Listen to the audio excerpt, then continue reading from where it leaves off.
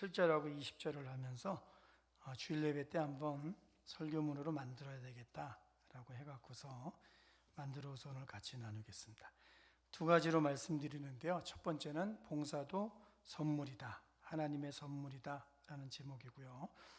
두 번째는 20절의 말씀을 가지고 기업이 없다, 분깃이 없다 라고 했을 때 제사장들은 뭘 생각했을까 하는 것을 한번 말씀을 드리도록 하겠습니다.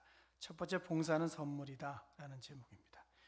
오래전에 교회에서 성지순례를 갔는데요, 그 가이드로 나오신 목사님이 이스라엘에서 그 공부를 하고 계신 목사님이었습니다. 그분이 책을 한국에서 내기 전에 책자를 안에 보내주셔서 읽은 적이 있는데, 제사장 부분이 오랫동안 마음에 남아서 한번 이 부분을 짧게 설명을 드린 적이 있는데, 오늘 그 책의 내용을 먼저 한번 읽어드리면서 한번 그 당시와 오늘을 한번 생각해 보시면은요, 오늘날은 상당 부분을 성형외과 의사들이 바꿀 수 있겠구나 하는 생각을 하시면서 한번 들어주시기 바랍니다.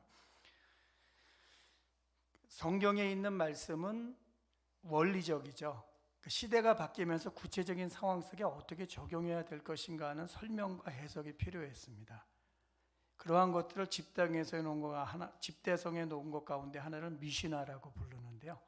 미시나에 있는 제사장이 될 수 없는 조건이 무엇인가 하는 내용입니다. 얼굴이 밑은 좁고 위는 넓어서 V자형을 갖고 있는 사람은 제사장으로 합당하지 않다. 저는 합당하지 않더라고요. 또한 무뿌리와 같이 밑이 넓고 위쪽이 좁은 얼굴 형태를 갖고 있는 사람도 제사장으로 합당하지 않다. 망치와 같은 머리 모양이나 들어간 머리, 그리고 뒷머리가 판판한 사람, 아비마가 좁고 밑이 넓은 사람 등등은 제사장으로 합당하지 않다. 그 다음이 기억에 남습니다. 대머리는 제사장으로 합당하지 않다. 눈썹이 없거나 한쪽만 있는 사람도 합당하지 않다. 들짱꺼도 합당하지 않으며 눈이 소처럼 크거나 거위처럼 작아도 안 되며 신체의 일부가 비정상적으로 큰 사람도 합당하지 않다. 즉 코가 크거나 혹은 너무 작거나 귀가 너무 크거나 작거나 위 입술이 튀어나왔거나 아래 입술이 튀어나왔거나 또는 이가 없는 사람도 합당하지 않다. 남자로서 가슴이 마치 여자처럼 나와서 처진 사람도 합당하지 않고 배가 불룩하게 튀어나온 사람도 합당하지 않으며 배꼽이 튀어나온 사람도 합당하지 않으며 색점이 갑자기 바란 사람도 합당하지 않고 천식 있는 사람도 합당하지 않고 고환이 너무 큰 사람도 합당하지 않고 생식기가 무릎까지 내려온 사람도 합당하지 않다. 그 당시 상황을 모르니까 왜 이런 걸 썼는가 하는 것에 대해서 상상할 수밖에는 없는데요. 오늘날 같으면 상당 부분을 의술로 해결을 했을 겁니다. 그렇죠? 피부과 가면은 되고 성형외과 가면은 되고 눈썹 만들면 되고. 그러니까 그 당시에 제사장은 세습대였는데 제사장 가문의 사람들은 얼마나 힘들었을까 하는 생각이 들죠. 여기서 왜? 세습되는 것이었지만은 이 대머리가 있었던 사람이 없다고 계속해서 대머리가 없겠습니까? 그렇지는 않죠. 그러니까 이런 부분들, 배가 안 나왔었는데 다음 때에 가서 배가 나온 사람도 있었을 테니까 이거 어떻게 해야 될 것인가 하는 생각들을 이 당시에 제사장 가문에 있었던 사람들을 아주 많이 했을 겁니다. 그런데 시간이 지나가면서는 자랑이 되고 인정받고 존경받게 되었죠. 솔로몬이 그 자기 형제가 다윗 시대에 다윗의 말년에 쿠데타를 일으켰는데 그때 그 쿠데타를 일으킨 형제를 도와주었던 제사장을 숙청하는 장면이 있습니다. 그러면 다윗과 솔로몬 시대 제사장은요, 나라에서 굉장히 중요하게 대우받았다고 하는 것을 이야기해 주는 거죠. 예수님이 십자가에 달릴 때 예수님을 십자가에 그 달리게 했던 종교적인 장본인은 대제사장이었습니다. 특권이었죠. 그리고 신약 시대에는 성전이 종교적인 기능과 은행의 기능을 같이 담당을 했습니다.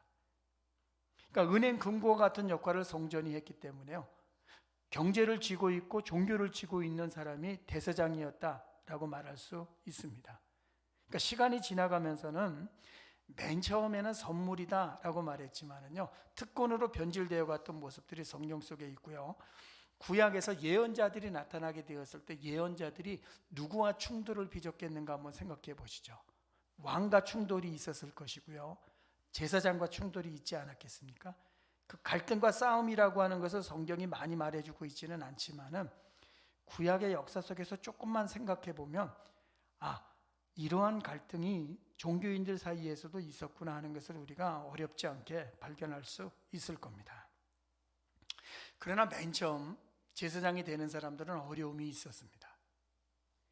이 아론의 아들들도 제사장이었었는데 이 불을 드려야 되는데 다른 불을 드린 일이 있습니다.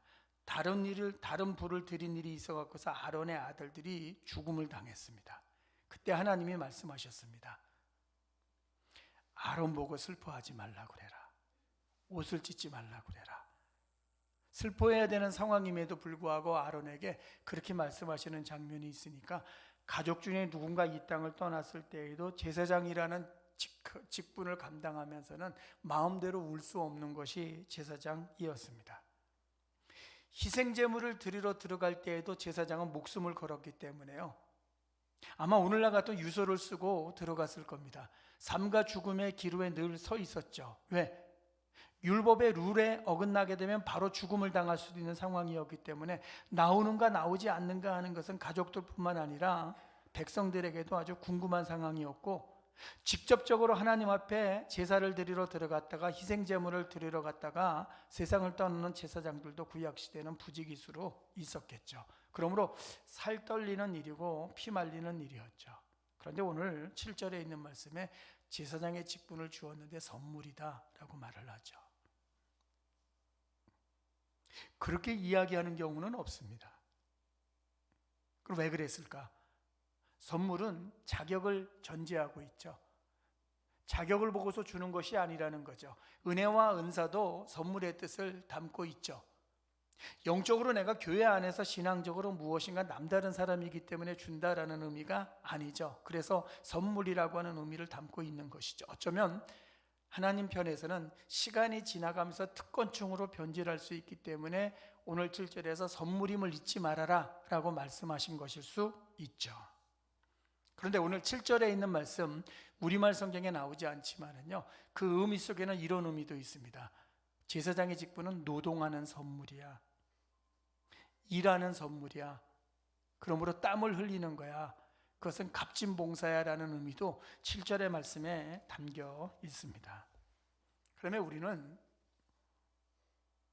이 제사장이 성전을 봉사한다고 하는 이 값진 봉사의 모습을요, 아니면 살아가면서 봉사의 모습을 우리는 나보다 더 못한 사람들을 위해서 섬기는 것이고 희생하는 것이고 나누는 것이고 헌신하는 것이고 결심을 실천하는 것으로 생각하지, 내가 누군가를 위해서 가정이나 교회나 일터에서 일하고 봉사하는 것을 선물이라고 생각하는 사람은 없죠.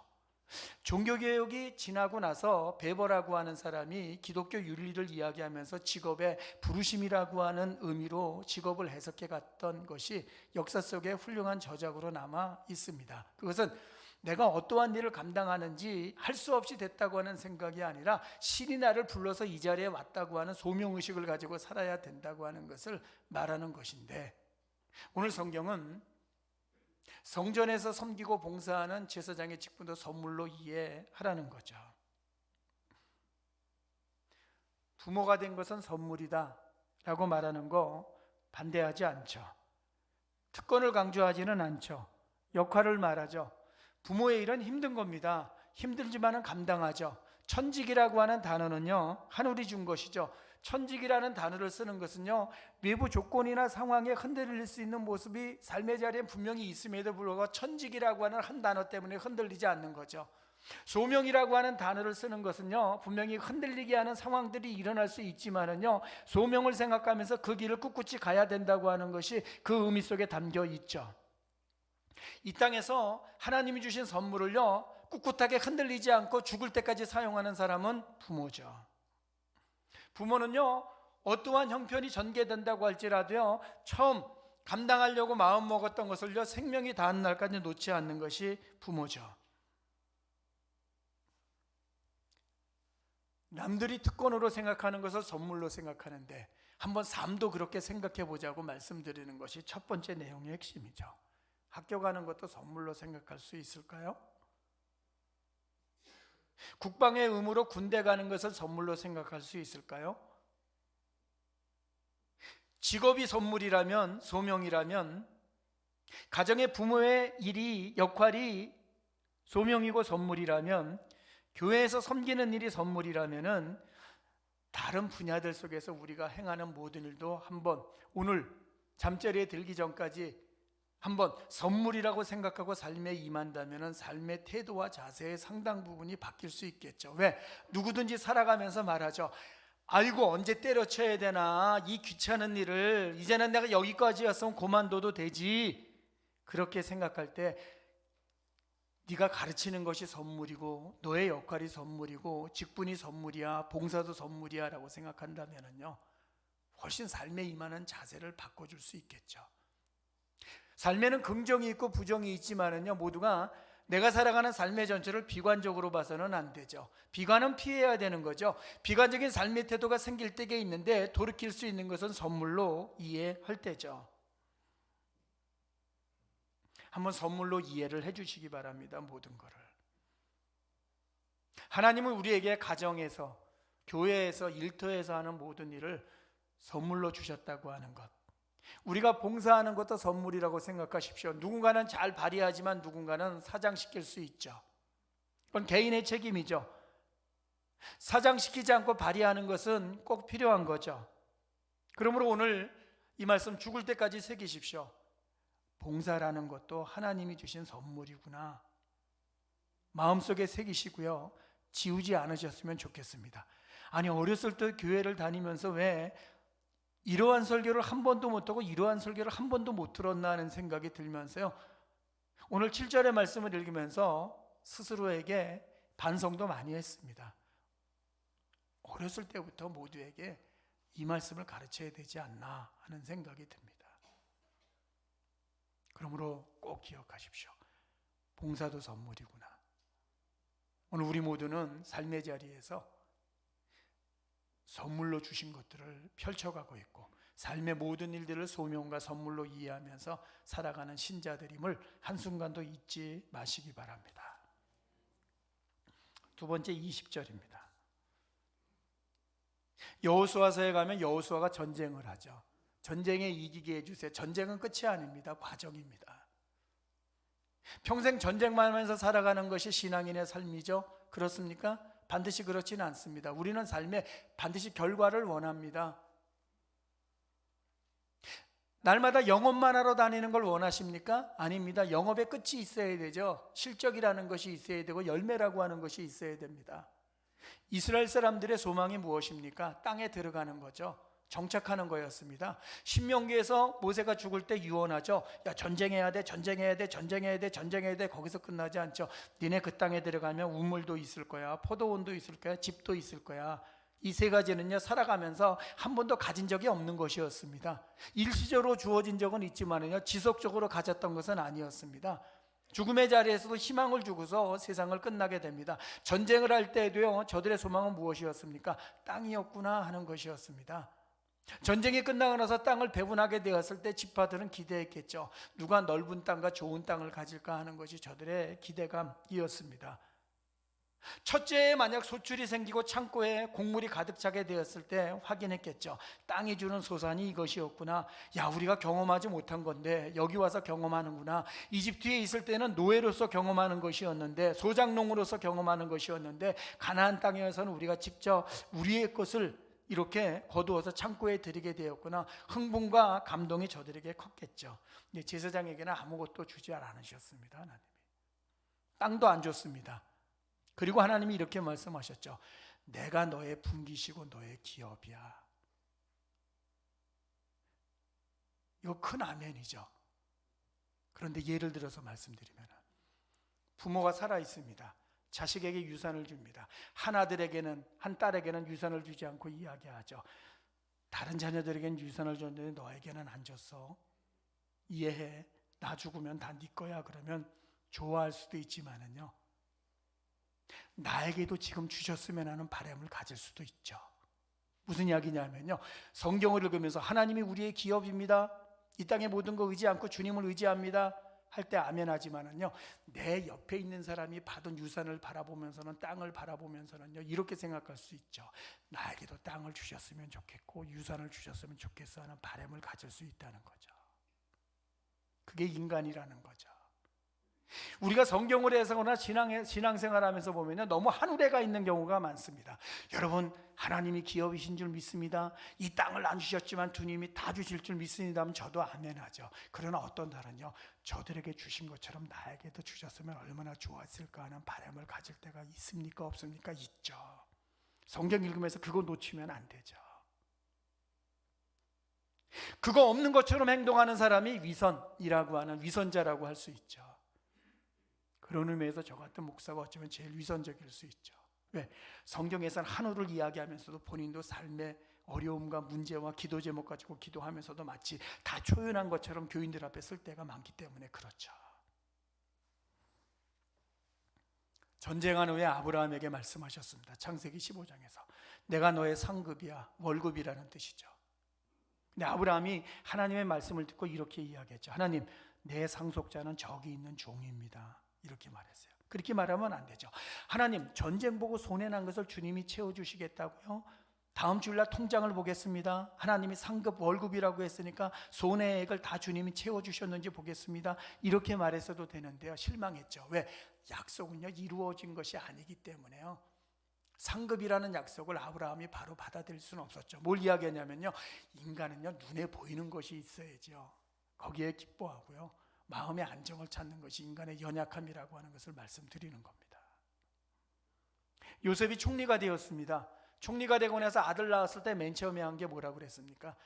과거의 일을 잊어버리게 하셨다고 그랬죠. 총리가 안 됐으면 더 길게 갔겠죠. 요셉이 과거의 일로부터 벗어날 수 있도록 했던 제일 좋은 수단이 무엇이었습니까? 국무총리죠. 그리고 번성이죠. 살아가면서 이거 무시할 수 있는 교우들이 있습니까? 자, 그러면 하나님입니까? 땅입니까? 이런 질문하면 안 되죠. 그럼 땅 가진 사람들은, 다른 지파들은 다 믿음이 없는 사람들이 되어버리니까 이렇게 해야 되죠. 나도 저들처럼 땅을 주셨으면 하는 생각을 가진 적은 없는가? 이렇게 해야 된다고 그랬죠, 새벽에. 그러니까 성경 해석을 이분법적으로 하면은 절대로 안 되는 겁니다. 분리적으로 하면은 안 되고요, 하늘에만 있으면 안 되고요, 이 땅을 사는 나는 지금 뭘 생각할 수 있는 연약함에 있는가 하는 것을 꼭 놓치지 말아야 되는 거죠. 솔로몬 시대에 은이 돌처럼 흔했습니다. 경제가 잘 되고 잘 살게 되었습니다. 소금 강산을 차지했죠. 사치하고는 다른 겁니다. 부흥을 이룬 것과 사치한 거는 별개인 거죠. 그때 사람들은 생각했겠죠. 이스라엘의 황금 시대가 솔로몬으로부터 시작되었구나라고 모두가 생각했죠. 눈에 보이는 것을 땅을 주셨는데 제사장에게는 주지 않으셨죠. 다시 한번 생각하십시오. 아멘이죠. 자, 우리의 연약함을 한번 말씀드립니다. 너네는 밧줄을 단단히 붙잡고 올라가야 돼. 그래야지 다치지 않아. 그래야지 사고 없이 올라갈 수 있어. 제사장, 내가 올라가는 곳에는 내가 밧줄을 놓지 않았어. 걱정하지 마라. 내가 너를 붙들어 줄 테니까. 옆에 올라가는 사람 보면서 제사장은 뭘 생각했겠습니까? 여기도 밧줄 하나 내려주시면 좋은데 하는 생각을 가질 수 있다는 거죠. 탕자가 나오는 비유 말씀드립니다. 탕자가 돌아옵니다. 아버지가 송아지를 잡죠. 생각하십시오. 첫째 아들은 어디에서 뚜껑이 열렸습니까? 맨 처음 뚜껑은요, 둘째 아들이 유산 달라고 그러고 아버지를 떠났을 때 뚜껑이 열렸습니다. 그러나 바로 안심이 되었죠. 그때 아버지가 이렇게 말했겠죠. 야, 남아있는 거 다 네 거야 하는 소리를 분명히 들었겠죠. 그때 첫째 아들은요, 됐어, 이제 모든 게 내 거야 라고 분명히 생각을 했죠. 근데 아들이 돌아왔습니다. 아버지가 송아지를 잡았죠. 뚜껑 열렸죠. 왜요? 송아지는 과하게 잔치를 벌인 것을 보여주는 거 아니겠습니까? 아버지가 이렇게 말했어야 되죠. 나가, 이 자식아, 너는 내 자식도 아니야. 아버지 유산을 가지고 나갔다가 다 이 방탕하게 써버리고 돌아온 너는 내 자식도 아니야 라고 그렇게 했어야지 첫째 아들은 마음이 편했겠죠. 그렇지. 그런데 송아지를 잡았다는 소식에 아들은 생각하죠. 아니네. 앞으로 아버지가 오래 살다가 돌아가실 때 유산을 줄 때 쟤한테도 더 주겠네 하는 생각을 가지니까 억울함이 생겼겠죠. 마음이 상했죠. 그 아들에게 가서 아버지가 이야기하죠. 야, 내 것이다 너의 것이야 라고 말했습니다. 분명히 성경에 보면은요. 그 마음이 정상으로 돌아왔겠습니까? 아니죠. 이렇게 말했겠죠. 아버지, 작은 아들에게 주신 것만큼 지금 나에게 주십시오. 그래야지 조금 안심이 될 것 같습니다. 이렇게 말했겠죠. 부모가 자녀들에게 유산을 주고서 말합니다. 아까 했던 거 다 나눠주고서 내게 말하죠. 야, 남은 거는 나 죽으면 다 너의 것이니까 이번에 받지 않아도 이해해라. 아멘 했겠죠. 마음에 어떤 생각 들게, 그래도 좀 주셨으면 좋은데 하는 생각 가지겠죠. 우리의 성경 읽기가요, 너무 한 우레가 있다는 건 뭐냐면요, 여러분 하나님이 기업이신 줄 믿습니다. 아멘입니다. 그런데 삶을 바라보면서 나도 땅이 있고 나도 유산을 주고 나도 눈에 보이는 것으로 채워주시면 좋겠다고 하는 바람을 놓치지 못하는 것이 인간이고 인간의 연약함이고 한계라고 하는 것을 말씀드리는 건데, 예수를 믿거나 성경을 읽으면서 그 부분에서 내 마음에 드는 생각을 솔직하게 연약하다고 하나님 앞에 내놓는 사람들이 믿음의 싸움을 제대로 싸워나가는 사람이지, 하늘에서 내려오지 않는 사람을 믿음의 사람이라고 굳이 이야기하지 않아도 된다는 거죠. 믿음의 싸움, 왜 싸움이라고 하는 단어를 씁니까? 이 땅의 것들과 늘 갈등하면서 살아가는 모습이 그 국면이 있기 때문에 그러한 거죠. 그럼 오늘 20절 말씀, 너에게는 분깃을 알죠. 아이고 하나님 주셨으면 좋은데, 너한테는 땅을 안 줘. 하나님 조금이라도 주셨으면 좋은데 하는 마음이 들어야지 인간으로서의 내 마음을 하나님 앞에서 솔직하게 읽은 것이라는 거죠. 이게 성경 읽기에 제대로 된 방법이죠. 그럼 제사장의 소원이 무엇입니까? 저는 여기서 생각해 봤습니다. 체험이죠. 왜? 아무것도 없는데 하나님을 의지할 것이라는 믿음을 가지고 살아가죠. 그 믿음의 열매를 제사장은 더 간절히 보고 싶겠죠. 다른 사람들은 땅에 농사를 지어서 소출을 창고에 쌓아놨는데 나는 아무것도 안 하는데 주님이 먹고 있고 잘 수 있도록 채워주셔야 되는 부분에 대한 갈망을 기도 안 했겠습니까? 열매를 기도 안 했겠습니까? 응답을 기도 안 했겠습니까? 믿음으로 아멘 했지만은요, 아멘이 진정한 아멘으로 가기 위해서는 체험과 열매와 간증과 응답이 그의 삶에 더 있어야 된다고 하는 것이 제사장에게는요 꼭 필요했던 것이죠. 그러므로 하나님이 나의 기업이십니다 라고 말하는 그 믿음의 고백에서 끝나면 안 되죠. 주님, 이 땅을 살아가면서 필요한 것이 이것인데 주님이 반드시 채워주실 줄 믿습니다 하는 것과 함께 눈앞에 체험이 눈으로 나타나는 것을 경험하는 삶의 모습을 향해서 우리는 기도를 포기하지 않고 달려가야 되는 사람들이 이 땅의 신자들이라는 거죠. 중요하지 않습니까?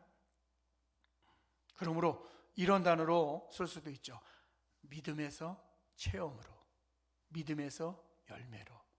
그 간절함과 절박함은 제사장에게는 더했겠구나 하는 거죠. 그러므로 오늘 이 아침에 하나님이 나의 기업이십니다 기도했으면요, 필요한 거 더 간절하게 간구하셔야 되는 겁니다.